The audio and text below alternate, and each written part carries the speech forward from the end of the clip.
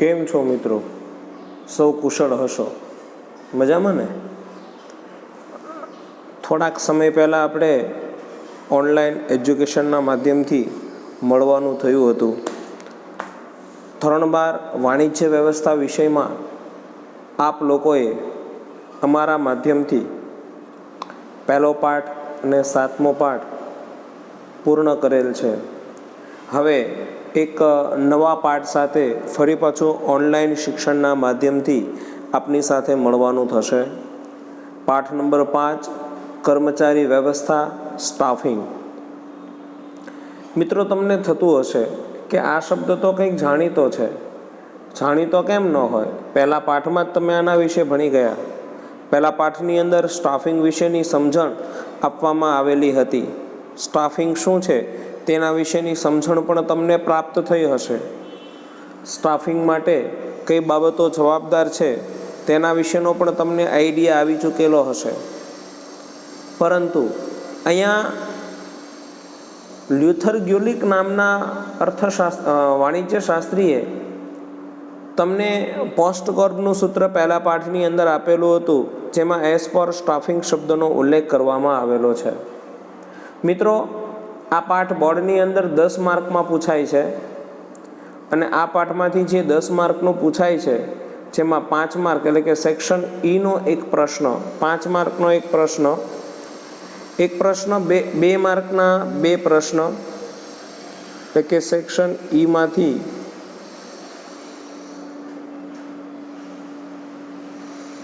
એક પ્રશ્ન, સીમાંથી 2 પ્રશ્ન અને એમાંથી એક પ્રશ્ન, એમ ટોટલ 10 માર્કનું આ પાઠમાંથી પૂછાતું હોય છે.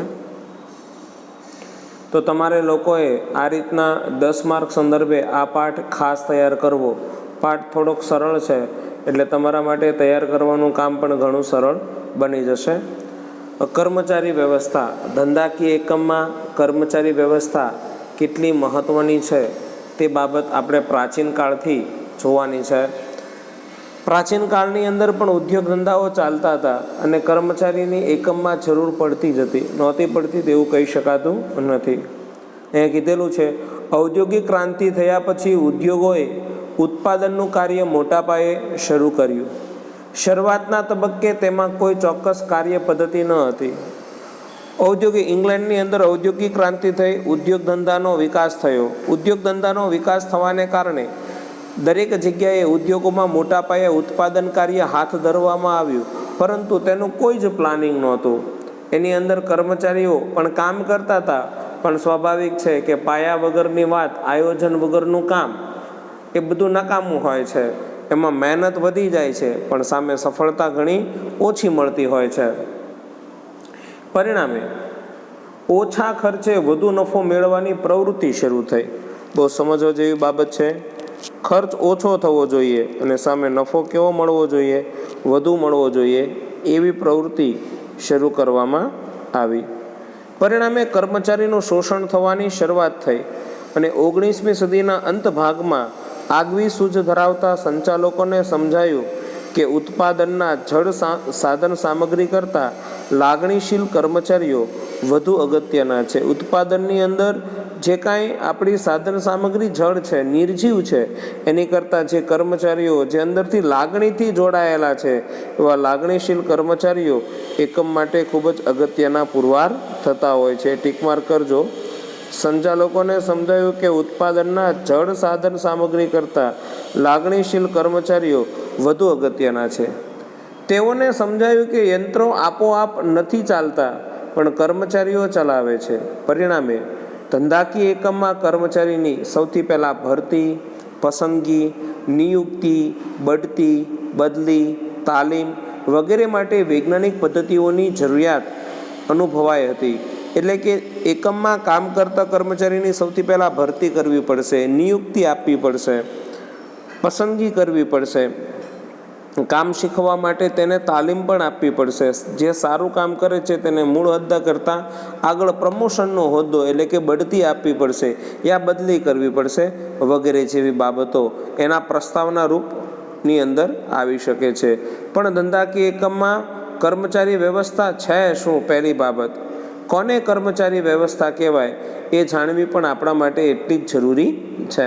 તો અહીંયા કીધેલું છે, કર્મચારી વ્યવસ્થાનું કાર્ય સંચાલનના અન્ય કાર્યો જેટલું જ મહત્વનું. સંચાલનના આપણે પહેલા કાર્ય તરીકે આયોજનને ઓળખીએ, છેલ્લા કાર્ય તરીકે અંકુશને ઓળખીએ, તો આપને એમ જ લાગે કે પહેલું ને છેલ્લું કાર્ય જ મહત્વનું હશે. ના, સંચાલનના અન્ય કાર્યોની જેમ આ કાર્ય પણ એટલું જ મહત્વનું છે. આ કાર્યની અંદર પણ કંઈ ઓટ આવેલી જોવા મળતી નથી. તે વ્યક્તિ વિકાસની પ્રક્રિયા છે. એટલે કર્મચારી વ્યવસ્થા એ શેની પ્રક્રિયા છે? મિત્રો સમજો, કર્મચારી વ્યવસ્થા એ વ્યક્તિ વિકાસની પ્રક્રિયા છે. અગાઉ સંચાલનમાં માનવ તત્વને જોઈએ તેટલું મહત્વ આપવામાં આવતું ન હતું. એકમમાં આયોજન શ્રેષ્ઠ રીતે કરવામાં આવ્યું હોય, વ્યવસ્થા તંત્રની રચના પણ યોગ્ય રીતે કરવામાં આવી હોય, પરંતુ કર્મચારીની જો પસંદગી અયોગ્ય રીતના થઈ હોય, તેને તાલીમમાં ખામી હોય, તો એકમ સફળ થઈ શકતું નથી. એટલે એકમમાં કર્મચારીની યોગ્ય પસંદગી કરવી, એને પૂરતી તાલીમ આપવી એ બહુ જરૂરી અને મહત્વનું રહેલું છે. એકમની સફળતાનો આધાર કર્મચારીની કામ કરવાની શક્તિ અને વૃત્તિ પર રહેલો છે. ટીક માર્ક કરજો. ધંધાકીય એકમની સફળતાનો આધાર એકમમાં કામ કરી રહેલા કર્મચારીઓની શક્તિ અને વૃત્તિ પર રહેલો છે. કર્મચારી વ્યવસ્થા એકમમાં કામ કરતા કર્મચારી સાથે સંબંધ ધરાવતી પ્રક્રિયા છે. એકમમાં કર્મચારીની વ્યવસ્થા કરવીનો મતલબ શું? તો કે ધંધાકીય એકમમાં કર્મચારીની યોગ્ય રીતના ગોઠવણ કરવી, તો જ કર્મચારીઓ કામ બરાબર કરી શકશે, અન્યથા કર્મચારીઓ કામ બરાબર કરી શકતા નથી. તો ધંધાકીય એકમમાં કર્મચારીની પસંદગી,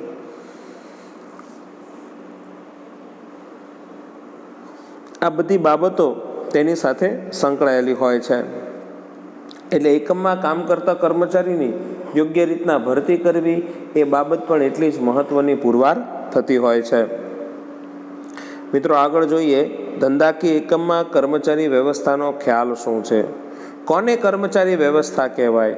શું કર્મચારી વ્યવસ્થા એકમ માટે ખૂબ મહત્વની છે કે નહીં, એ બાબત પણ જાણવી આપણા માટે જરૂરી છે. સામાન્ય અર્થમાં કર્મચારી વ્યવસ્થામાં બહુ સરળ એવી બાબત કીધી છે કે સામાન્ય અર્થમાં કર્મચારી વ્યવસ્થા શું છે? તો કે છે સામાન્ય અર્થમાં કર્મચારી વ્યવસ્થા એટલે એકમ માટે જરૂરી કર્મચારી મેળવવા, કેળવવા અને જાળવવા સાથે સંબંધ ધરાવે છે. મેળવવા એટલે ભરતીના માધ્યમથી મેળવી શકો, તાલીમના માધ્યમથી તમે એને કેળવી શકો છો, અને બઢતીના માધ્યમથી તમે એકમમાં તેને જાળવી શકો છો. એટલે કર્મચારી વ્યવસ્થા એટલે શું સામાન્ય અર્થ મુજબ? તો કે ધંધાકીય એકમમાં કર્મચારીઓને મેળવવા, કેળવવા અને જાળવવાની પ્રક્રિયા, જેને કર્મચારી વ્યવસ્થા તરીકે ઓળખવામાં આવે છે. પરંતુ અહીંયા સામાન્ય અર્થની સાથે વિસ્તૃત અર્થ પણ આપવામાં આવેલો છે. એટલે વિસ્તૃત અર્થમાં કર્મચારી વ્યવસ્થા કંઈક અલગ પ્રકારની બાબત છે, જે પહેલા પાઠની અંદર પણ આવ્યું હતું કે વિસ્તૃત અર્થ મુજબ કર્મચારી વ્યવસ્થા એટલે શું? તો કે એકમમાં કર્મચારીની ભરતી, પસંદગી, તાલીમ, બઢતી અને નિવૃત્તિ પછીના કાર્યોનો સમાવેશ શેમાં કરવામાં આવે છે? કર્મચારી વ્યવસ્થામાં. રિપીટ કરું છું, એકમમાં કર્મચારીની ભરતી, પસંદગી, તાલીમ, બઢતી અને તેમની નિવૃત્તિ પછીના કાર્યોનો સમાવેશ કર્મચારી વ્યવસ્થામાં કરવામાં આવે છે. તો આ વાત થઈ કર્મચારી વ્યવસ્થાના વિસ્તૃત અર્થની. તમને કોઈ પ્રશ્ન પૂછે કર્મચારી વ્યવસ્થા એટલે શું, તો તમે આ બાબત દર્શાવી શકો કે વિસ્તૃત અર્થ મુજબ કર્મચારી વ્યવસ્થા એટલે કર્મચારીની ભરતી કરવી, પસંદગી કરવી, તાલીમ આપવી, બઢતી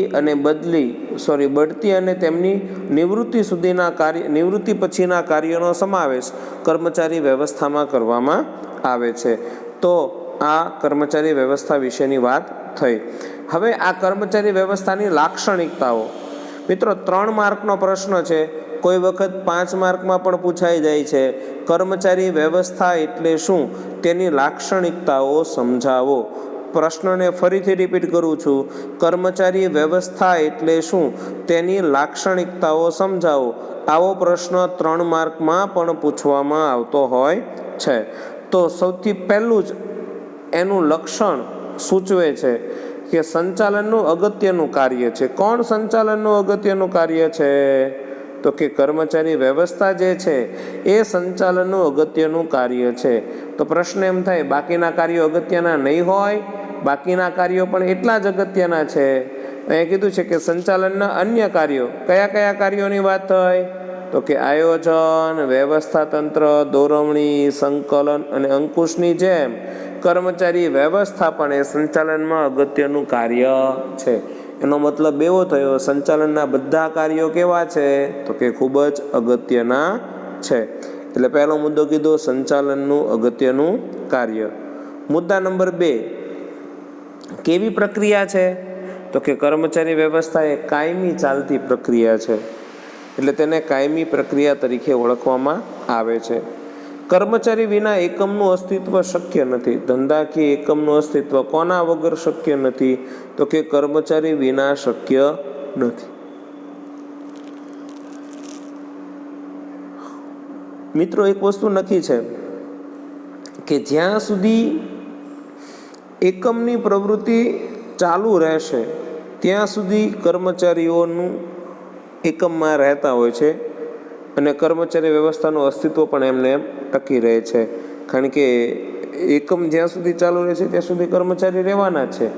એકમ જ્યારે બંધ થશે ત્યારે કર્મચારી એકમ છોડીને જતા હોય છે. એટલે કર્મચારી વ્યવસ્થા માટે એક લક્ષણ એવું પણ કીધું છે કે તે કેવી પ્રક્રિયા છે? તો કે કાયમી પ્રક્રિયા છે. મુદ્દા નંબર 3માં કહેવામાં આવે છે માનવ સંબંધ સાથે તે નિસ્બત ધરાવે છે. કોણ માનવ સંબંધ સાથે નિસ્બત ધરાવે છે? તો કે કર્મચારી વ્યવસ્થા એ માનવ સંબંધ સાથે નિસ્બત ધરાવતી બાબત છે. કર્મચારી વ્યવસ્થાનો ઉદ્દેશ યોગ્ય કર્મચારીઓ મેળવી તેમનો એકમમાં શ્રેષ્ઠ ઉપયોગ કરવાનો છે. ધંધાકીય એકમમાં કર્મચારી યોગ્ય રીતના મેળવવા અને તેનો શ્રેષ્ઠમાં શ્રેષ્ઠ ઉપયોગ કરવો. રિપીટ કરું છું, ધંધાકીય એકમમાં કર્મચારી યોગ્ય રીતના મેળવવા અને તેનો શ્રેષ્ઠમાં શ્રેષ્ઠ ઉપયોગ કરવો. કર્મચારી વ્યવસ્થાનું એકમાત્ર જીવંત સાધન છે. કર્મચારી એ ઉત્પાદનનું એકમાત્ર કેવું સાધન છે? ટીક માર્ક કરજો મિત્રો, જીવંત સાધન છે. બાકીના બધા નિર્જીવ સાધન છે. કર્મચારીઓ જ એકમાત્ર જીવંત સાધન છે. તેને લાગણી અને સ્વમાન છે. તેની સાથે માનવતાભર્યું વર્તન અપેક્ષિત છે, જેથી તે માનવ સંબંધ સાથે નિસ્બત ધરાવે છે. કોણ નિસ્બત ધરાવે છે? તો કે કર્મચારી વ્યવસ્થા એ માનવ સંબંધ સાથે નિસ્બત ધરાવે છે. ધંધાકીય એકમમાં માનવીના સંબંધો એ કર્મચારી વ્યવસ્થા માટે ખૂબ જ અગત્યના પુરવાર થતા હોય છે. તો આ રીતના એના આપણે 3 લક્ષણો જોયા: સંચાલનનું અગત્યનું કાર્ય, કાયમી પ્રક્રિયા, માનવ સંબંધ સાથે નિસ્બત. મિત્રો, આગળ જોઈએ મુદ્દા નંબર 4માં, પ્રવૃત્તિઓ ગતિશીલ બને છે. કોનાથી પ્રવૃત્તિ ગતિશીલ બને છે? તો કે ધંધાકીય એકમમાં કર્મચારીઓ કામ કરે છે માટે પ્રવૃત્તિ ગતિશીલ રહે છે. પણ જો કર્મચારીઓ કામ ન કરતા હોત તો પ્રવૃત્તિ ગતિશીલ રાખી શકાત નહીં. યોગ્ય કર્મચારી વ્યવસ્થાને કારણે એકમની દરેક પ્રવૃત્તિ ગતિશીલ બને છે. તમે સમજો, સરસ મજાનું આયોજન કરેલું હોય, આયોજનના બેઝ ઉપર વ્યવસ્થા તંત્રની રચના કરેલી હોય, વ્યવસ્થા તંત્રમાં દરેક જગ્યાએ યોગ્ય કર્મચારીઓ મૂકવામાં આવેલા હોય. આ કર્મચારીના માધ્યમથી જ બધું કાર્ય થવાનું છે. જો કર્મચારીઓ નહીં હોય તો પ્રવૃત્તિ કરવાનું કાર્ય ઘણું કઠિન કે મુશ્કેલ બનતું હોય છે. મુદ્દા નંબર 5માં કહે છે અન્ય કાર્યો સાથે તેને સંબંધ છે. કોને અન્ય કાર્યો સાથે સંબંધ છે?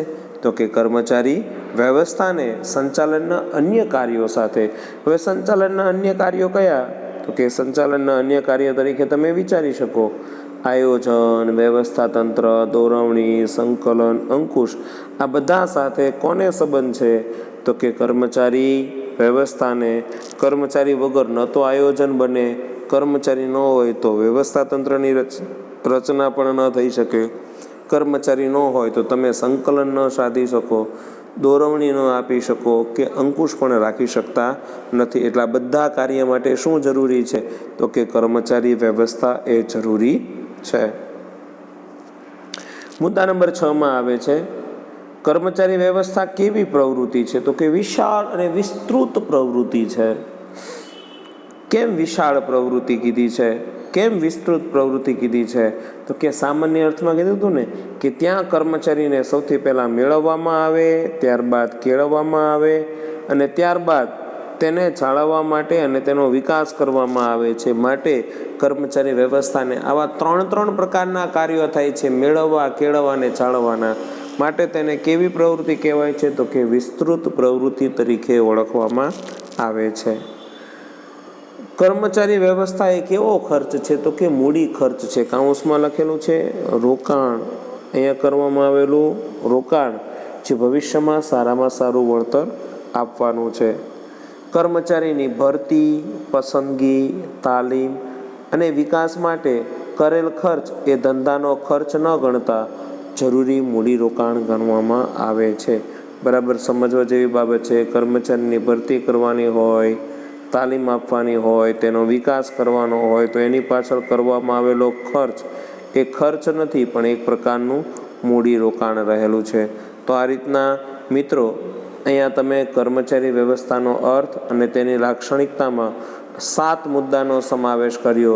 અર્થમાં આપણે વિસ્તૃત અર્થ મુજબ જે કીધું, કર્મચારી વ્યવસ્થા એટલે ધંધાકીય એકમમાં કર્મચારીની ભરતી, પસંદગી, તાલીમ, બઢતી અને નિવૃત્તિ સુધીના કાર્યોનો સમાવેશ કર્મચારી વ્યવસ્થામાં થાય. તેની લાક્ષણિકતાઓમાં આપણે જોયું, સૌથી પહેલાં સંચાલનનું અગત્યનું કાર્ય, કાયમી પ્રક્રિયા, માનવ સંબંધો સાથે નિસ્બત, પ્રવૃત્તિઓ ગતિશીલ બને છે, અન્ય કાર્યો સાથે સંબંધ છે, વિસ્તૃત પ્રવૃત્તિ છે અને મૂડી ખર્ચ. આવી બધી બાબતોનો તેમાં સમાવેશ કરવામાં આવેલો છે. બાકીની ચર્ચા આપણે નેક્સ્ટ ટાઈમના લેક્ચરમાં જોઈશું. આભાર.